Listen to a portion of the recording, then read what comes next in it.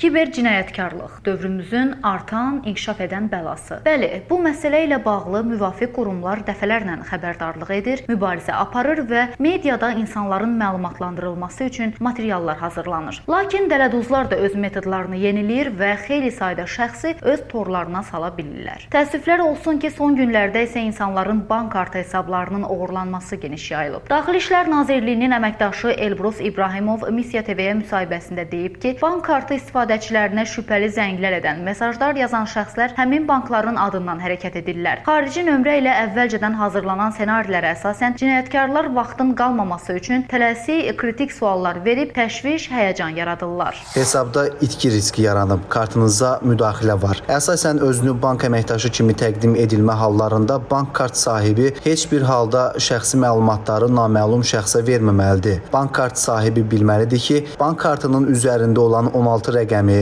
CVV nömrəsini, bankınızın sizə göndərdiyi OTP və ya 3D təhlükəsizlik kodu istənirsə, dələduzluqdur. Onlar cinayətkar niyyətlərini xaricdən həyata keçirməklə oğurlanan pulu saxta ofşor hesablara köçürüb izi itirəcəklər. Daxili İşlər Nazirliyinin əməkdaşı bir daha diqqətə çatdırır ki, vətəndaşlar özünü bank əməkdaşı kimi təqdim edərək zəng edən, sosial media üzərindən mesajlar göndərən naməlum şəxslərlə danışıq aparmamalıdır. Gələn zəngi və ya mesajı yoxlamaq istəyirsinizsə, ona cavab vermək üçün yox, sadəcə kartınızdakı nömrədən istifadə edərək banka zəng edin. Unutmayın ki, sizin kart məlumatlarınız kartınızın mənsub olduğu bankda var və bu məlumatlar təkrar soruşulmur. Zərintac Mayız qızı, Təbriz Quliyev, Missiya TV.